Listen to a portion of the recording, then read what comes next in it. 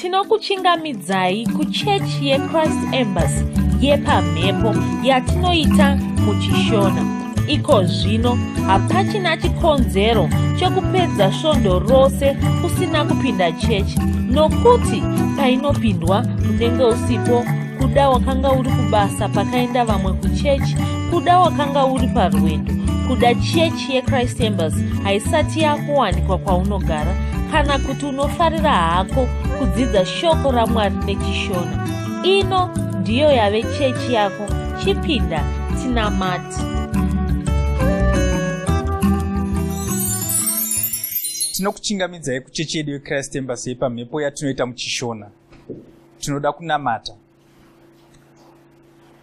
mufudzi wedu, muprofita wedu, Fundisi Chris Oya Kilome. Mashoko awo emwedzi uno wakatiudza kuti tiri mumwedzi weshanduko. Toda kutenda Mwari pamusoro paizvozvo, nokuti Mwari watipa mukana wekushandura mamiriro ezvinhu mukati muupenyu hwedu, mamiriro ezvinhu mumhuri dzedu, mamiriro ezvinhu munyika yedu.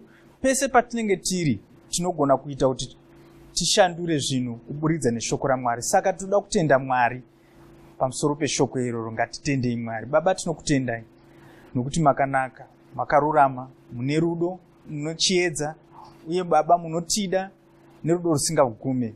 Tinokutendai nemashoko amakatipa kuti isu tinogona kushandura zvinhu mukati muupenyu hwedu. Tinokutendai Baba nokuti matiita kuti tirambe tichirarama muutongi, tichirarama mukukunda. Pese patinenge tiri tinorarama muchiedza chenyu. Tinokutendai naizvozvo muzita raIshe Jesu Kristu. Haleluya. Shoko raMwari rinoti, chokutanga minyengetero ngaiitwe tichiitira madzimambo, vatongi, avo vari pamusoro pedu, nokuti izvi ndizvo zvinofadza Mwari kuti tuve tinoita. Toda kunamata takanangana neshoko iro rekushandura zvinhu. Toda kunamata tichinamata pamusoro penyika yedu, pamusoro pemadzimambo ari pamusoro paupenyu hwedu, ari munyika dzatinogara, munzvimbo dzatinogara. Toda kushandura kuti zvese zvavanoita, zvavanoronga zvinge zviri zvinoenderana neshoko raMwari, uye zvinge zviri zvinotipa rugare. Ngatinamatei Baba. Tinokutendai.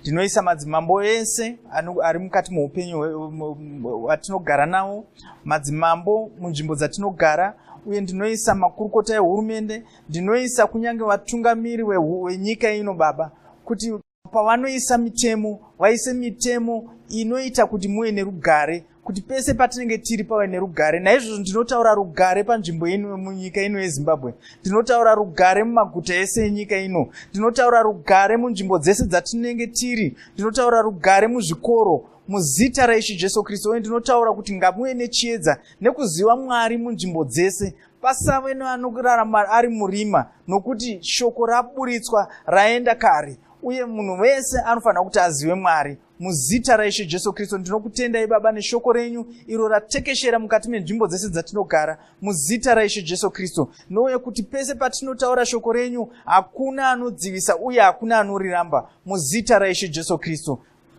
Haleluya. Panguva ino toda kuti taure nendimi tichinamata takagadzira kunzwa shoko raMwari. Toda kuti tigadzirire mwoyo yedu, tigadzirire kunzwa shoko raMwari. Haleluya. Ngatinamatei. Rimo Baba shatori Baba rimo rako zoto rimba kashikeri moko zoto barimo shikeri ya moko zoto ria Baba basinte ribro Baba shankori ya maka zoto rima karabo ribo Baba santori maka shikeri ya moko zoto kuribaka soto ria maka santori Baba rabo ribo kashikeri ya moko zoto ria baka santo rimo toria maka santori Baba bashike ribo zoto ria maka santori Baba barakshika. Haleluya. Tichasvika panguva yatichaverengerwa chidzidzo chedu cherhapsodi chanhasi. Tosvika panguva yaticharumbidza nekuimbira Mwari wedu, uye tiite izvi tiri pamwe chete, tozonzwa shoko raMwari, Mwari watinopafadze. Haleluya. Chidzidzo chedu cherhapsodi tinochipiwa namufundisi Chris Oya Kilome. Musoro wenyaya unoti, ona Kristu vari mauri. Vagaratiya 1 ndima 15 kusvika 16 inoti, zvino Mwari akati afadzwa nazvo, iye wakandisanangura kubva padumbu ramai vangu, akandidana nenyasha dzake, kuti aratidze mwanakomana wake mandiri. Apostle Pauro ndiye akanyora ndima yatavhura nayo. Akanga ari kupupurira Mwari. Akati Mwari ndivo vakashuva kuti Jesu Kristu vaonekwe maari. Jesu Kristu ava ndivo mwanakomana waMwari. Asi apostora Pauro haasi iye oga akaitirwa izvi. Zvakaitirwa vaKristu vose. Iwe unogona kunge wakazvarwa patsva. Izvi zvinoreva kuti Kristu vava mauri. Izvi ndizvo zvatinoratidzwa neBhaibheri. Tinozviverenga muna vakorose 1 ndima 26 kusvika 27. Ndima iyi inoti, kuna iwo Mwari waakada kuvazivisa ufumi hwekubwinya kwechakavanzika ichochi pakati pevahedheni, chokuti Kristu mukati menyu tariro yokubwinya. Mwari vaida kuti Kristu vaonekwe mauri. Ichi ndicho chaiva chishuwo chavo. Vakava nacho kubva nyika isati yavapo. Iwo uri kuona Kristu mauri here? Uri kuzviona here kuti upenyu hwaKristu huri mauri? Kristu vanofanira kuonekwa mauri.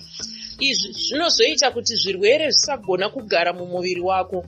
Zvinozokupa tariro yekurarama. Zvinozokupa tariro yekugara uchibudirira. Zvinozokupa tariro yekurarama upenyu hune kubwinya. Zvinozokupa tariro yekusakundikana muupenyu. Kuda wakabatwa chirwere. Chirwere ichi chinogona kunge chisingarapike. Chinogona kunge chava kutokuuraya. Usapererwa nemazano. Kristu vari mukati mako. Ona Kristu ava. Chirwere ichi chinozoenda. Bhaibheri rinotaura richiti, asi kana Kristu vari mukati mako, kunyange muviri wako wava kuda kufa nokuda kwezvivi, Mweya Mutsvene vanozouraramisa nokuda kwekururama. Tinoverenga izvi muna vaRoma 8 ndima 10, New International Version. Saka unogona hako kunge uine bundu. Bundu iri rinogona kunge rakakura, rinogona kunge riri rinouraya. Izvozvo hazvina basa. Une ropa raKristu, une upenyu hwaKristu. Upenyu uhu hunozoparadza bundu iri. Upenyu hwemunhu wenyika ino huri muropa rake. Ropa iri ndiro rinoraramisa nyama yake. Izvi ndizvo zvatinoratidzwa muna Revhitiko 17 ndima 11. Asi munhu uyu anogona kuzvarwa patsva, anogona kuzvarwa kechipiri. Kristu ndivo vanobva vava upenyu hwake. Izvi ndizvo zvatinoverenga muna vakorose 3 ndima 3. Izvi ndizvo zvawava iwe. Saka upenyu hwako hauchisiri muropa rako. Ropa rako harisi iro rava kuraramisa nyama yako. Ndiko kusaka Bhaibheri richiti, asi vose vakamugamuchira, wakavapa simba kuti vave vana vaMwari, ivavo vanotenda kuzita rake. Avo vasina kuberekwa neropa kana nokuda kwenyama kana nokuda kwemurume, asi naMwari. Tinoverenga izvi muna Johani 1 ndima 12 kusvika 13. Iwe wakazvarwa naMwari, wava neropa raKristu mauri. Kristu ava ndivo simba rako. Kristu vava mukati mako. Izvi zvinoreva kuti wava kubudirira pane zvese zvaunoita. Upenyu hwako hwava nerunako. Hauchakundikani zvekare. Wava munhu mukuru. Mwari ngavaropafadzwe. Pupura mashure mangu uchiti, Kristu ari mandiri. Ndivo upenyu hwangu. Ndivo zvose zvandingada. Ndinorarama ndiri mavari. Ndinofamba ndiri mavari. Upenyu hwangu hwose huri mavari. Ndinokunda ndiri mavari.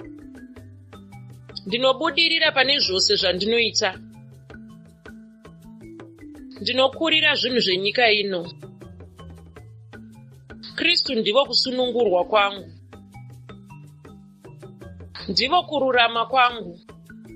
Ndivo kuchenurwa kwangu. Haleluya. Zvimwe zvidzidzo zvinotsigira chidzidzo chanhasi ndezvinoti, vaRoma 8 ndima 1 kusvika 2 namabasa avapostora 22 ndima 14.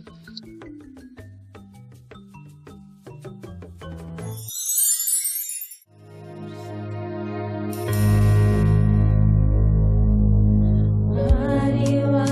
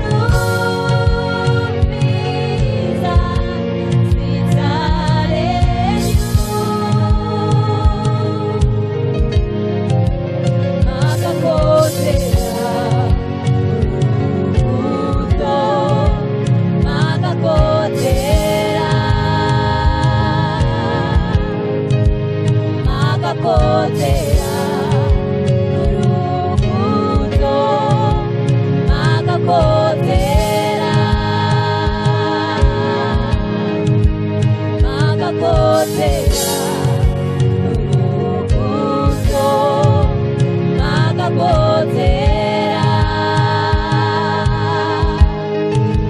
makakodzera rukudzo, makakodzera.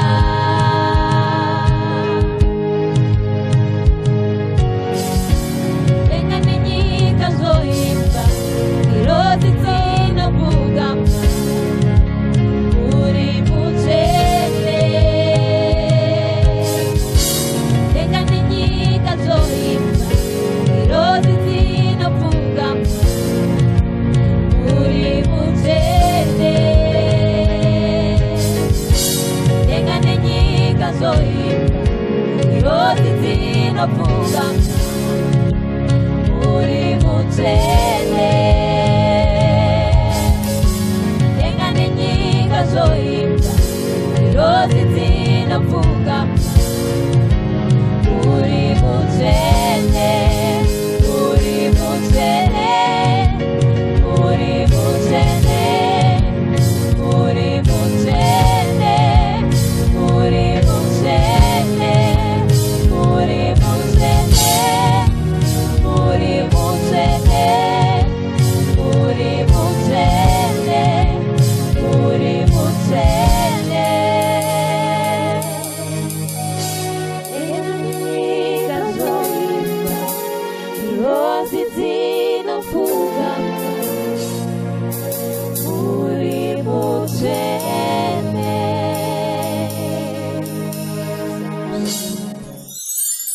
Haleluya! Ndoda kuchingamidzai zvekare kumunamato wedu weChrist Embassy watinoita pamhepo muchishona.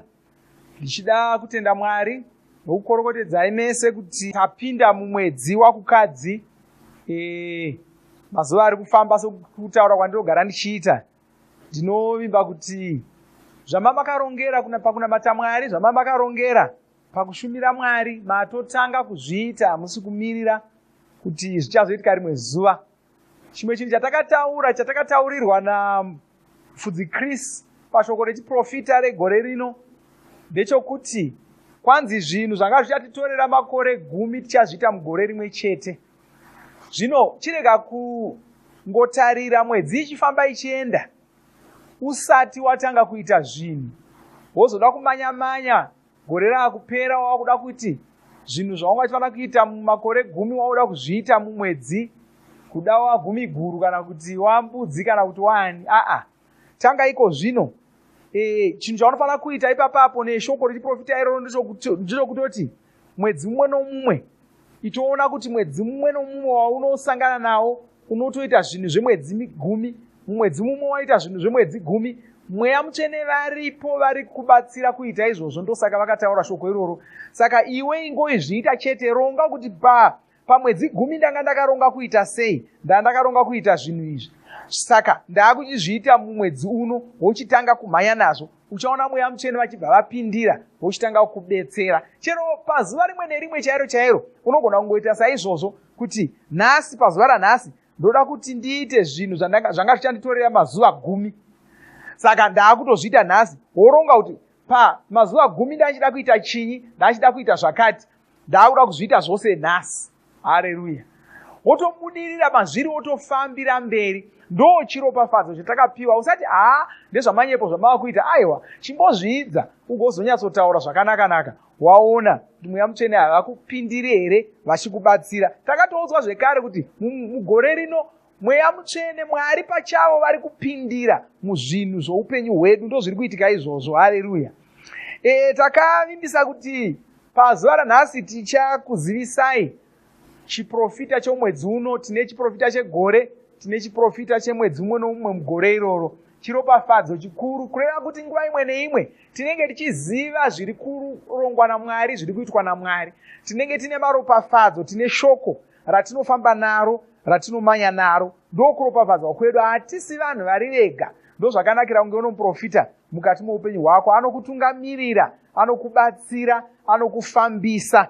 Saka takaudzwa kuti mwedzi wakukadzi mwedzi weshanduko, mwedzi watiri kushandura zvinhu, mwedzi watichashandura zvinhu zvakawanda muupenyu hwedu, mumari dzedu, mumhuri dzedu, mumabasa edu, mumhindu dzedu, mabhizinesi edu nemuzvinhu zvakawanda-wanda zvoupenyu hwedu. Imwedzi weshanduko watiri kumhanya nawo. Haleluya. Vamwe venyu vanga vakatiteya musvondo rineiri, takatotumira mashoko iwayo tichikuzivisai pamusoro pemwedzi iwoyo weshanduko. Chimwe chinhu chatakaudzwa namufudzi Chris pamusoro pemwedzi iwoyo kwanzi pamwedzi inozotevera iyo muchazoona zvinhu zvinenge zvichiitika muchirangarira kuti ndo zvinhu zviya zvandakagadzirisa mumwedzi wakukadzi. Haleluya.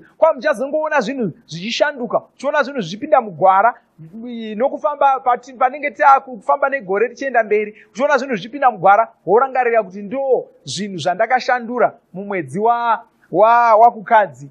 Tiri kushandura sei zvinhu izvi? Chimwe chinhu chatiri kushandisa kushandura zvinhu nokugadzirisa zvinhu mwedzi uno munamato, mwedzi watichanamata zvikuru, mwedzi watichanamata pamwe chete. Tichanamata, tichatova neimwe svondo yatichange tichinamata, svondo inotanga kubva musi wa19 kukadzi iyoyu. Svondo iyoyo yose tichange tichinamata pamwe chete. Tichakuzivisai kuti tinange tichinamata sei. Ndo zvatakaudzwa nomuprofita wedu mufudzi Chris Oya Kilome. Saka mwedzi waunofanira kunamata, nyengeterera zvinhu zvako mwedzi uno.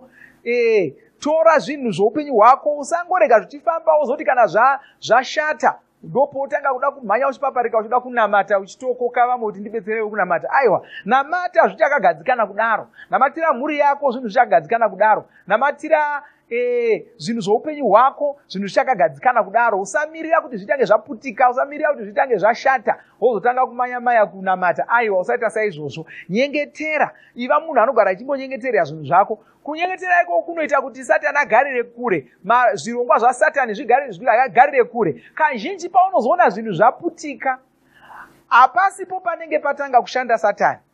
Anenge akatangira kure achingoshanda ari kure usingaoni. Pazvinenge zvaputika kutoreva kuti watodzika midzi, watokombodza, dambudziko racho ratokura, rotonetsa kugadzirisa. Rutendo rwawafanira kushandisa ipapo rwatowanda zvokuti kana wanga usina kuvaka rutendo rwako zvakanaka unogona kutokurirwa nyore-nyore. Saka gara uchingonamata nyangwe pasina zvauri kuona. Nyengeterera mhuri yako nyangwe pasina chawaona chashata. Nyengeterera mari dzako nyangwe dzichakakwana, dzichiri kukuitira zvakanaka. Nyengeterera mabasa ako zvinhu zvichakanaka saizvozvo. Uchiramba uchingonyengetera. Nyengeterera vabereki vako, nyengeterera vana vako vasati vaita musikanzwa uchiti vangu vakanaka handifani kunyengetera. Aiwa, vanyengeterere uchingotaura shoko raMwari pamusoro poupenyu hwavo, pamusoro pavabereki vako, pamusoro pezvese zvaunoita. Saka mumwedzi unoyu ndo zvatiri kuita, tichishandura zvinhu. Haleluya. Chimwe chandakakutaurirai ndechekuti mwedzi uno mwedzi watichange tichipa mipiro yedu yegore kutanga. Tavhura gore, tinovhura gore nemipiro. Ndo zvatakadzidziswa, ndo zvinhu zvatinoita izvozvo. Tinovhura gore nemipiro. Kazhinji tinovhara gore nenhendo tichitenda Mwari kuti Mwari tinokutendai nokuda kwezvamakatiitira mugore rese. Asi patinotangawo gore, tinovhura gore iroro nemupiro wegore redu rokutanga. Ingava mari yatinowana patinotanga gore, mari yatinowana kuda mumwedzi wokutanga kana kudii, tinoiuyisa kuna Mwari, tichipa kuna Mwari. Ndo zvinhu zvatichange tichidzidza mumwedzi uno. Uye patinenge tichidzidza kudaro, unenge uchigadzirira mupiro wako. Kana watova nawo nechekare, mupe nzira yokupa nayo, tinogara tichingokupai. Ndoda kuti ndikuverengerei Ruka 3:33. Kwanzi ipai nemi muchapiwa. Haleluya. Ipai nemi muchapiwa. Kuda kuti zvinyatsobuda zvakanaka, regai ndiverenge ndichiti ipai nemi mugopiwavo. Haleluya. Kureva kuti kupuwa kwenyu kunobva pakupa kwamunenge maita. Usingapi haana chaanowana. Ndo zvatinotaurirwa neBhaibheri. Kuda tichakabata ipapo, regai timbovhura ndima iri muna Mabasa tione zvainotitaurira ipapo.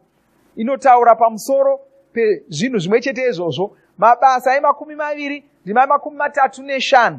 Kwanzi pazvinhu zvose ndakakuratidzai kuti muchibata muchidai munofanira kubatsira vasine simba nokurangarira mashoko ashe Jesu sezvaakataura amene achiti, kupa kuna maropafadzo kupfuura kugamuchira. Ina maropafadzo kupa, wagamuchira haana maropafadzo aanowana. Zvaagamuchira izvozvo ndo zvaanobuda nazvo. Haleluya. Asi wapa ndiye unowana maropafadzo. Ndinofarira manyorerwo azvakaitwa. Anonyora panapa achiti nokurangarira mashoko ashe Jesu sezvaakataura amene. Aya mashoko akataurwa naShe Jesu vamene, havana kutumira munhu, havana kutaurwa nomumwe muprofita, akataurwa naJesu vamene. Vakati kupa ndokunoropafadzwa, kuna maropafadzo anopfuura okugamuchira. Saka Ruka watiudza akati kwanzi ipai mugopiwavo. Haleluya. Ipai mugopiwavo. Kupa ndonzira yedu yokuwana nayo zvinhu. Haleluya. Shoko raMwari kana tichiridzidzisa kudai, chinangwa chedu ndechokushandura pfungwa dzedu, chokushandura pfungwa dzenyu, mafungiro enyu, maonero amunoita zvinhu. Mune maonero amunoita zvinhu nechakare. Uri ipapo une maonero amunoita zvinhu. Une zvinhu zvaunonzwisisa pamusoro poufumi. Pane zvawakakura uchiona nokudzidziswa munyika pamusoro pokuti ungafuma sei, ungawana sei. Wakaudzwa wanzi kwai unowana kana uchinge washanda nesimba. Ndo zvawakakura uchidzidziswa nokuudzwa. Shoko raMwari rinouya pano richida kutitaridza zvinhu zvitsva zvaunofanira kuziva pamusoro pokuwana zvinhu. Kwanzi nzira yokuti uwane nayo zvinhu kupa. Kana une chaunoda mukati muupenyu hwako, ipa. Haleluya. Zvakafanana nokuti ngandimboti panapa ndinoda kuwana madhora 10 kana madhora 20. Ndotarira muhomwe mangu ndoona handine madhora 3 arimo. Ndoti ndiri kuda madhora 20. Bhaibheri rinoti pakadaro chirega kuti ndosungirira madhora 3 aya, ndatosara nokuwana madhora 10 nemanomwe kuti achikwana madhora 20 andiri kutsvaka. Saka chirega nditange kutsvaka, ndatowana 3, chirega nditange kutsvaka mamwe. Shoko raMwari rinoti aewa, handiyo nzira anofanira kuwana nayo. Chitora 3 aya wopa ose kana kuti wopa mamwe acho kuti ugogamuchira. Ndo mashandiro azvinoita tinozviona mubhaibheri. Profita Elisha wakambouya kuno umwe mukadzi, kune imwe shirikadzi. Yakanga yasara nezvokudya zvezuva rimwe, zvikanzi aiwa, chitanga wandibikira ini. Paakabikira muprofita ndo paakatanga kuuya zvokudya mumba make. Akadya kwamazuva akawanda nomwana wake, nzara ikapera, vaine chikafu mukati mumba mavo. Saka ndo zvandoda kusiyirai nhasi. Tiri kuenderera mberi tichidzidza zvinhu izvozvo izvi, asi ndatoda kusiyirai neshoko iroro. Ziva chinhu chimwe chete, kana une zvaunoda mukati muupenyu hwako, ipa zvaunazvo. Zvaunazvo unozvishandisa kuti ukweve zvimwe zvauri kutsvaka. Haleluya. Saka ndoda kuti tisangane zvakare musvondo rinouya tichienderera mberi nechidzidzo chocho. Rangarirai tikuda kuzodzidza pamusoro pemupiro wegohwo rokutanga. Regai ndikunyengetererei tinamate iko zvino tisati tavhara. Baba, ndinokutendai nezita raJesu Kristu. Ndakutendai nokuda kwomumwe nomumwe wanasangana naye pamunamato uno. Ndinomuropafadza ndichitaura shoko, ndichitaura chiropafadzo pamusoro poupenyu hwake. Taura kuti mumwedzi uno weshanduko zvinhu zvake zvinoshanduka, zvinhu zvake zvinogadziriswa muutano hwake, mumari dzake, mumuri make, mubhizinesi, mumabasa, mumhindu dzake dzose zvinogadziriswa nezita raJesu Kristu, zvichipinzwa mugwara tichitanga gore rino saizvozvi. Muzita raJesu Kristu ndinokutendai nokurumbidzai. Amen. Haleluya. Zvakanaka, ngatisangana zvekare musvondo rinouya. Moteerera kuzviziviso zvatiri kupiwa nemunhu achatevera, achapinda ndichange ndaenda. Moteerera saizvozvo, mofamba sokurayira kwatinenge tiri kuita. Mwari vakuropafadzei. Amen. Tinovimba makomborerwa nemunamato wesvondo rino. Kana manga musati mazvarwa patsva, namatai mumashure mangu, muchidudza, muchirevesa. Taurai muchiti, Mwari vari kudenga, ndinouya kwamuri, ndinokoka Jesu kuti vapinde mumwoyo mangu. Ndinokumbira kuti Jesu vatonge upenyu hwangu. Ndinopupura kuti Jesu ndivo vavaishe wangu. Saka ndinogamuchira upenyu usingaperi mumweya mangu. Ndazvarwa patsva, ndava chisikwa chitsva. Ndinokutendai. Amen. Makorokoto mazvarwa patsva, tinokugamuchirai muchechi yeChrist Embassy. Titumirei zita renyu nekwamunogara. Munogona kutumira iri SMS kana WhatsApp pa 0772 215 kana kutuma tsamba pa shonaror@gmail.com. Muchida kupa mpiro yenyu neEcoCash, rovai namba *151*2*5*58222 motevera zvinenge zviri kutaurwa neEcoCash ipapo. Kana muine nhare dzemazuva ano munogona kushandisa KingsPay kupa mpiro yenyu. Shandisai kodi inoti TNIOG nemavara makuru. Mufudzi Chris vakatizivisa kuti gore rino igore reminana. Shoko rechiprofita chegore ra2018 iri rava kuwanikwa padura redzidziso dzamufudzi Chris. Dura iri rinozivikanwa nezita rekuti Pastor Chris Digital Library. Rinowanikwa paintaneti papcdl.co. Tine zvidzidzo zvatakatanga kukutumirai. Zvidzidzo izvi zviripo kukubatsirai kunzwisisa shoko rechiprofita chegore rino. Tiri kuzvituma zuva rimwe nerimwe. Chidzidzo chimwe nechimwe chine mashoko okuverenga nechidimbu chemharidzo yakaitwa pakutanga kwegore rino. Teverai zvidzidzo izvi muite zvose zvinenge zvarayirwa. Mumwedzi uno tiri kupa mipiro yegoho rekutanga. Tiri kukudzidzisai pamusoro pemipiro iyi mumasvondo ari kutevera. Musadarikwe neminamato iyi. Tinokurudzira kuti musadarikwe nezvidzidzo zveRhapsody zvatinotuma zuva roga roga. Zvidzidzei kuti shoko riwande mamuri mugone kumirisana nezvinhu zvinonetsa muupenyu. Batanaiwo namufudzi Chris paminamato yatinoita muvhuro, chitatu nechishanu, masikati nemanheru. Tinokurudzira kuti vaya vanga vasara nezvidzidzo zvishoma mupedzise muwane zvitupa zvenyu. Mava kugona kuwana Rhapsody paSMS kunyangwe musiri paWhatsApp. Panhare dzeEconet rovai *205# mosarudza Daily Devotionals. Subscribe Shona Rhapsody muchishona.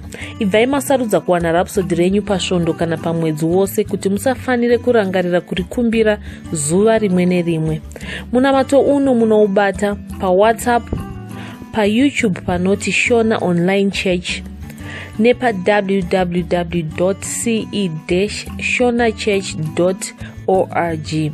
Ivai nesvondo rakanaka. Mashoko eupenyu